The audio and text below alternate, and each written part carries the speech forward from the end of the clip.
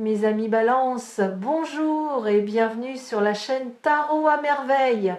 Pour votre tirage général, ceux qui me découvrent, soyez les bienvenus.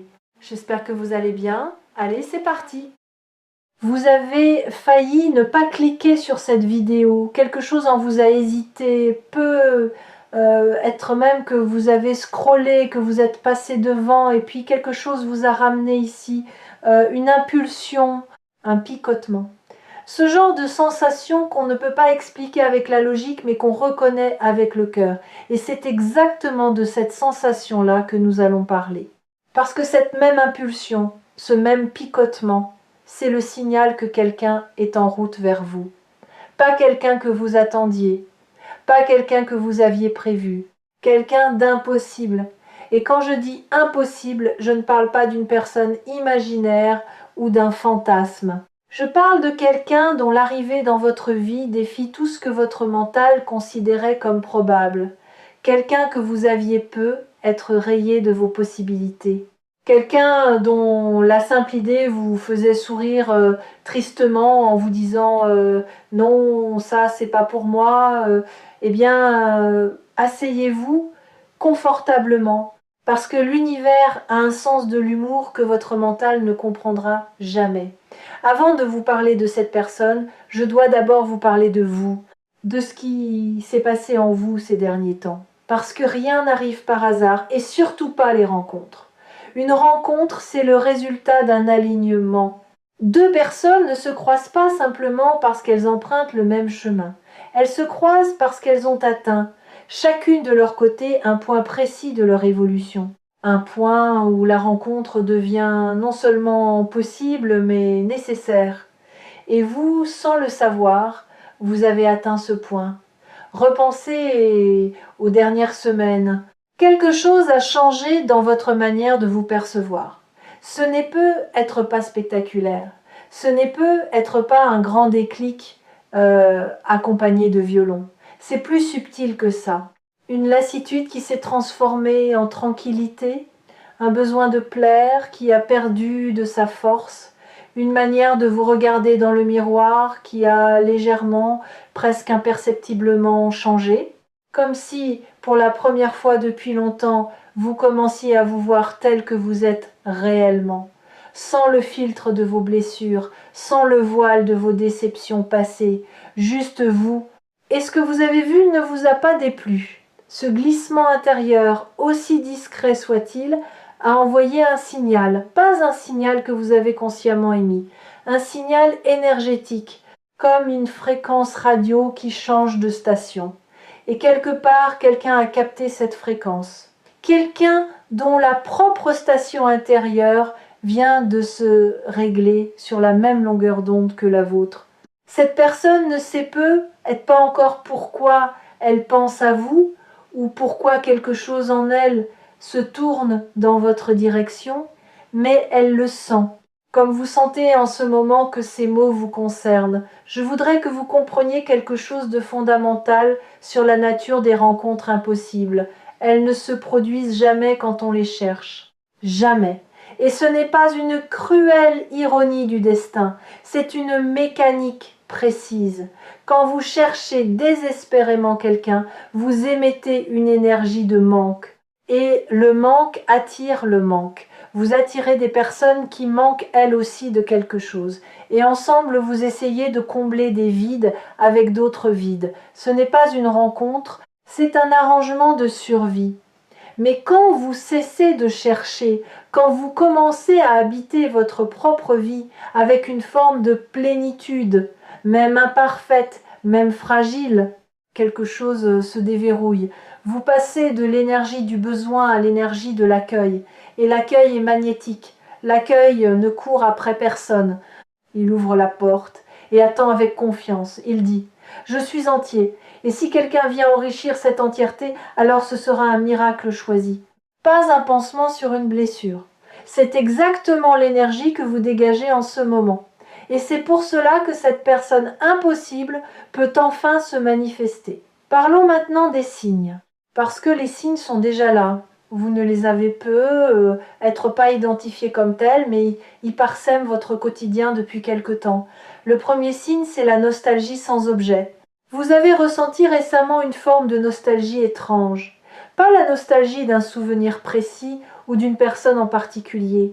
Une nostalgie diffuse, comme si votre cœur se souvenait de quelque chose qui n'a pas encore eu lieu. Comme si une partie de vous était déjà connectée à un moment futur et le regrettait par avance, tant il est beau. Cette nostalgie du futur, c'est votre âme qui perçoit ce qui arrive avant que votre mental ne puisse le conceptualiser. Le deuxième signe, c'est un changement dans vos goûts, quelque chose de très concret. Peut être que vous écoutez des musiques différentes, peut être que vous êtes attiré par des endroits que vous ne fréquentiez pas avant, peut être que vous avez soudain envie de prendre soin de vous d'une manière nouvelle, de changer un détail dans votre apparence, de réarranger un espace de votre maison. Ces changements apparemment anodins ne sont pas anodins du tout. Votre être tout entier se prépare. Il fait de la place. Il réorganise votre monde extérieur pour qu'il corresponde au monde intérieur qui est en train de naître. Et dans ce monde intérieur nouveau, il y a une place pour quelqu'un.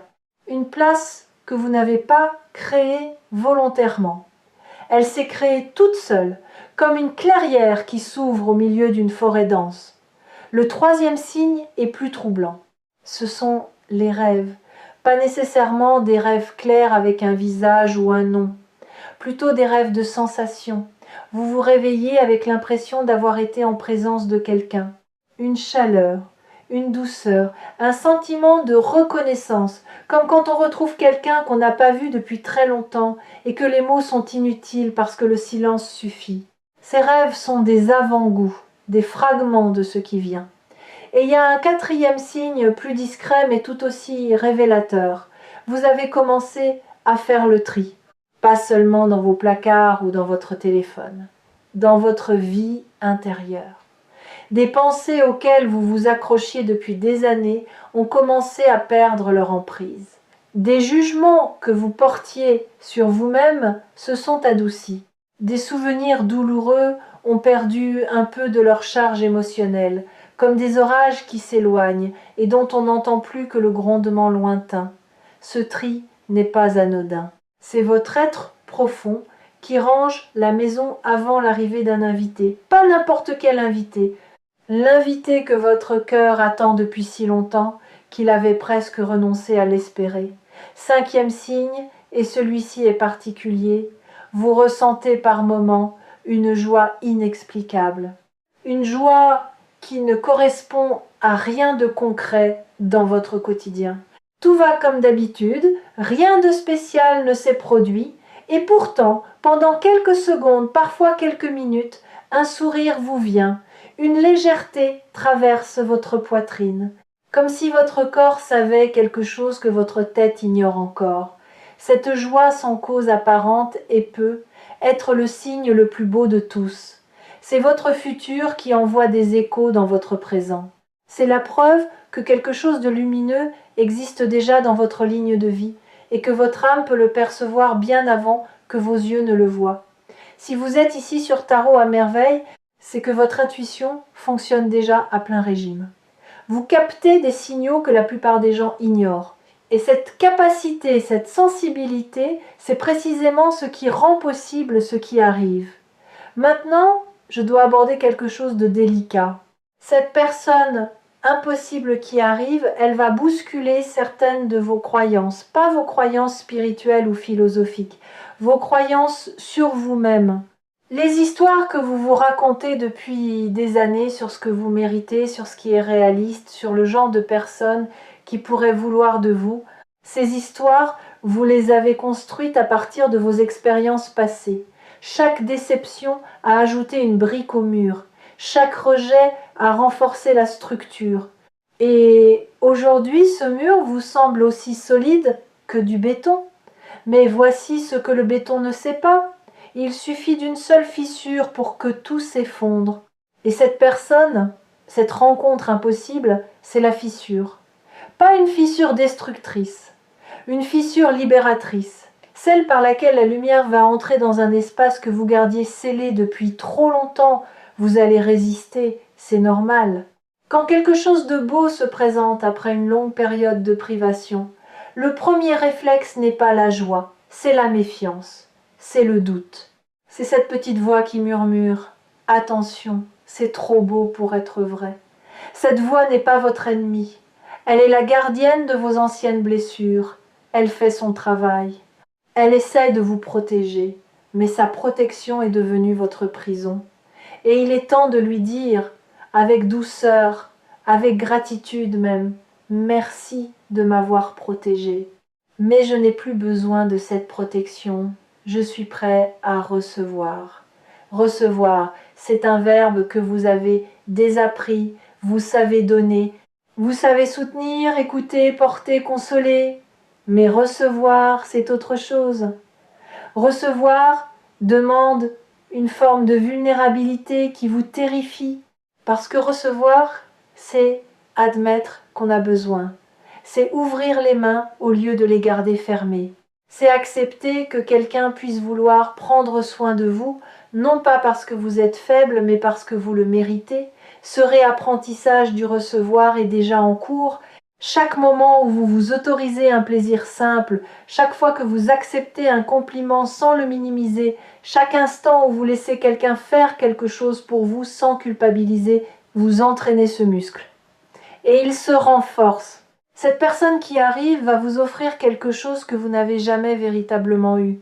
Pas des cadeaux matériels, pas des promesses grandioses, quelque chose de beaucoup plus rare, de la constance. La constance, c'est l'opposé de l'intensité dramatique à laquelle vous vous êtes peu être habitué. C'est une présence régulière, fiable, pas spectaculaire mais profonde. Comme une rivière qui ne fait pas de bruit mais qui creuse la roche au fil du temps. Vous avez peu être confondu l'amour avec le spectacle, avec les montagnes russes émotionnelles, avec le feu d'artifice suivi du silence. Mais ce qui vient vers vous est différent. C'est un feu de cheminée, pas moins chaud, pas moins beau, mais durable, nourri, entretenu. Et avec cette constance viendra quelque chose d'encore plus précieux, le droit d'être ordinaire, le droit de ne pas être parfait, le droit d'avoir des jours où vous n'êtes pas drôle, pas brillant, pas inspirant, des jours où vous êtes simplement fatigué, silencieux, vulnérable, et cette personne sera là quand même, pas par obligation, pas par pitié, par choix, par un choix renouvelé chaque matin. C'est ça le véritable miracle, pas la rencontre elle-même, mais le lendemain de la rencontre, et le surlendemain, et tous les jours qui suivent où cette personne continue de choisir d'être là dans le simple et dans le complexe, dans la joie et dans le doute, laissez-moi vous dire quelque chose sur le mot impossible. En le décomposant, on trouve IM possible.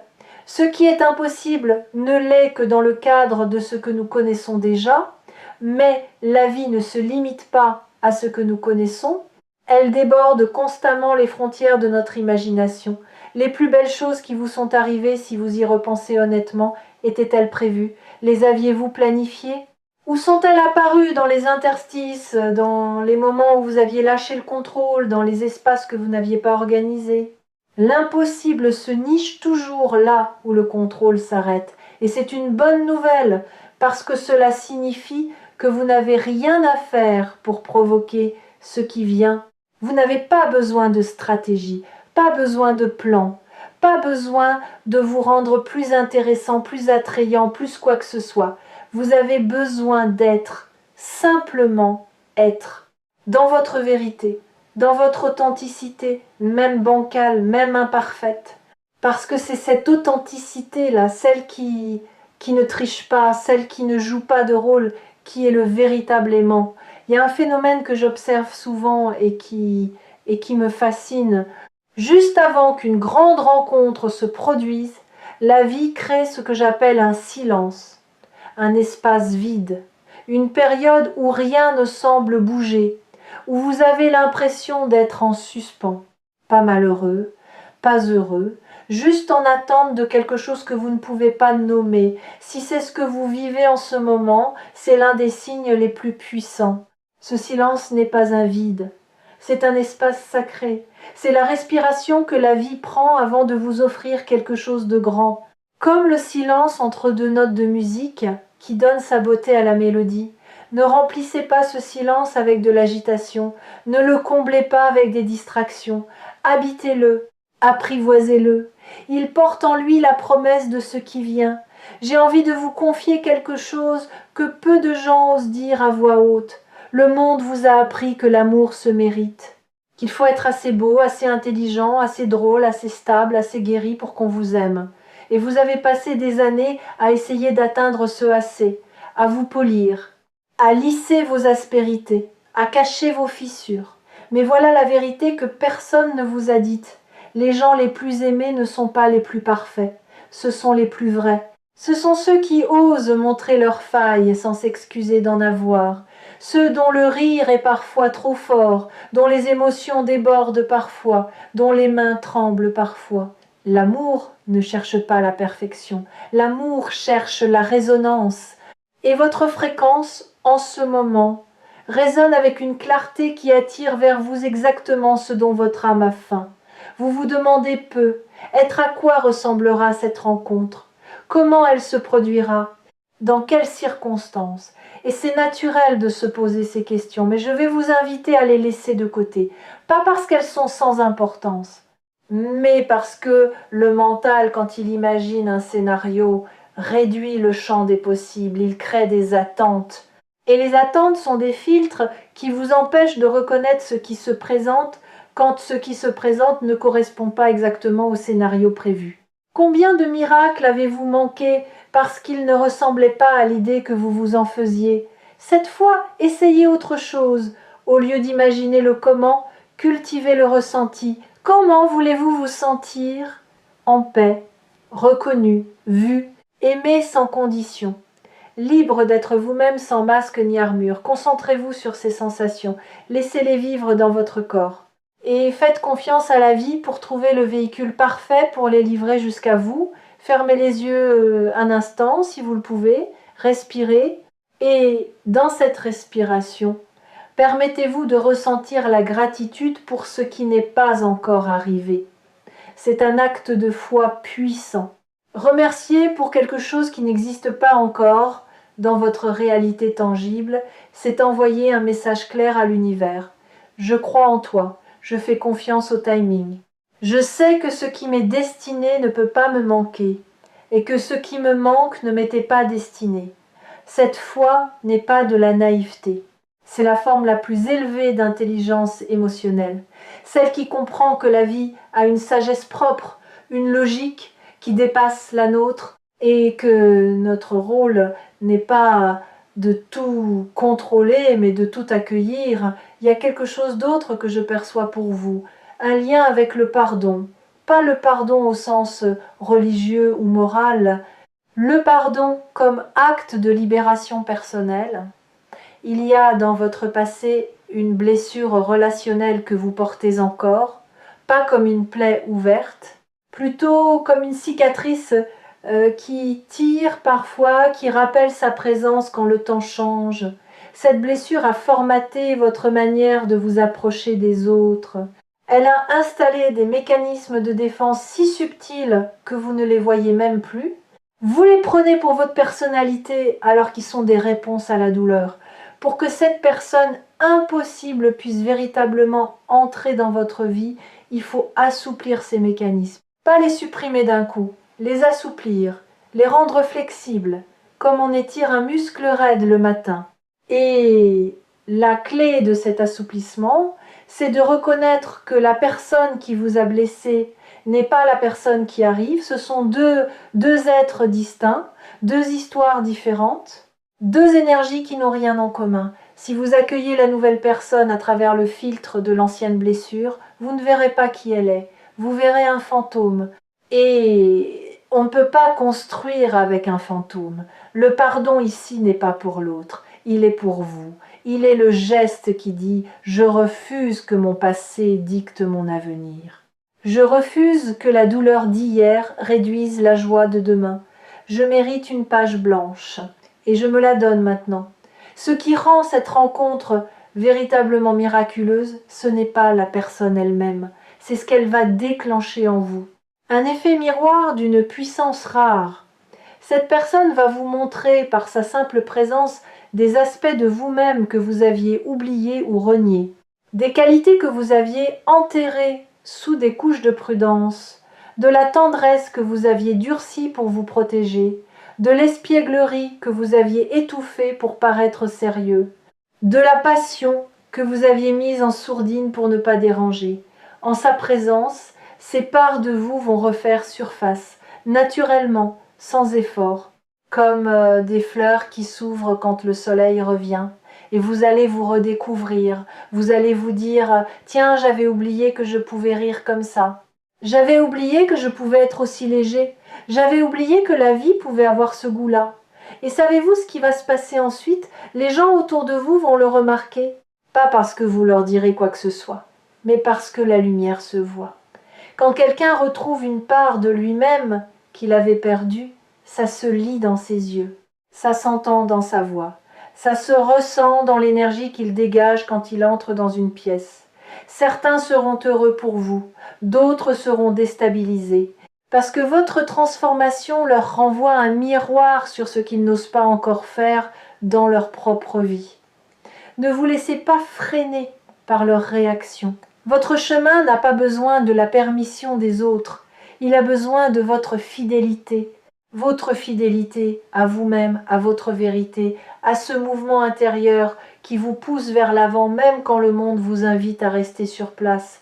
Ce n'est pas cette personne qui vous rendra heureux, c'est la version de vous qu'elle éveille qui porte ce bonheur. La nuance est essentielle. Le bonheur ne vient jamais de l'extérieur. Il vient de l'intérieur et parfois il a besoin d'un catalyseur pour se manifester. Cette personne est le catalyseur, mais la matière première, c'est vous. C'est toujours vous. Si vous êtes fidèle au message de Tarot à merveille, vous avez compris depuis longtemps que la vie n'est pas une série d'événements aléatoires, c'est une conversation. Un dialogue permanent entre votre monde intérieur et le monde extérieur. Et ce que vous vivez en ce moment, cette anticipation, cette sensation que quelque chose approche, fait partie de cette conversation. L'univers vous murmure quelque chose. Et votre seul travail, votre unique responsabilité, c'est de rester assez silencieux pour entendre.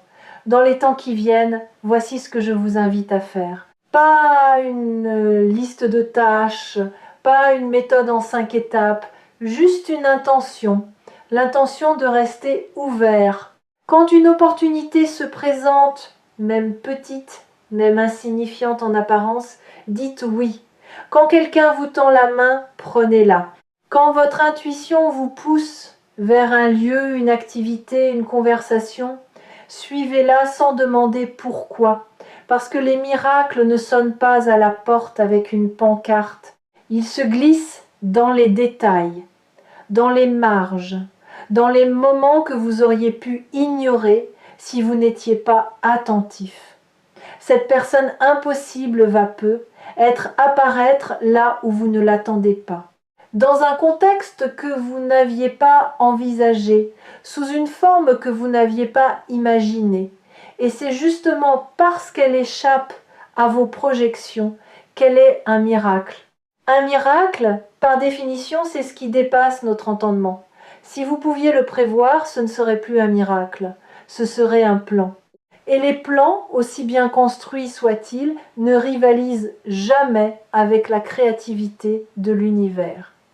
Je veux terminer avec une image. Imaginez que votre vie est un jardin. Pendant longtemps, vous avez planté des graines et certaines n'ont jamais germé. Vous avez arrosé, attendu, espéré. Et le sol restait vide. Vous avez fini par croire que votre terre n'était pas fertile, que quelque chose en vous empêchait les choses de pousser. Mais ce que vous ne voyez pas, c'est que sous la surface, dans l'obscurité de la terre, les racines se formaient lentement, patiemment, sans bruit. Et un matin, sans prévenir, une pousse va percer la surface, fragile mais obstinée, vivante, réelle. Et cette pousse, c'est le début de tout ce que vous avez semé. de tout ce en quoi vous avez cru même quand rien ne poussait, de tout l'amour que vous avez donné et qui revient enfin vers vous. Cette pousse est en train de percer. En ce moment même, merci d'avoir écouté jusqu'ici. Merci de votre confiance. Merci de votre présence. Vous êtes plus proche que vous ne le croyez de ce que votre cœur désire le plus. Alors ne lâchez pas. Pas maintenant. Pas si près du miracle. Et si ces mots ont touché quelque chose en vous, gardez Tarot à merveille près de votre cœur. Revenez quand vous avez besoin d'un rappel, d'un souffle, d'une confirmation que ce que vous ressentez est vrai. Prenez soin de votre jardin. La plus belle floraison de votre vie est sur le point de commencer.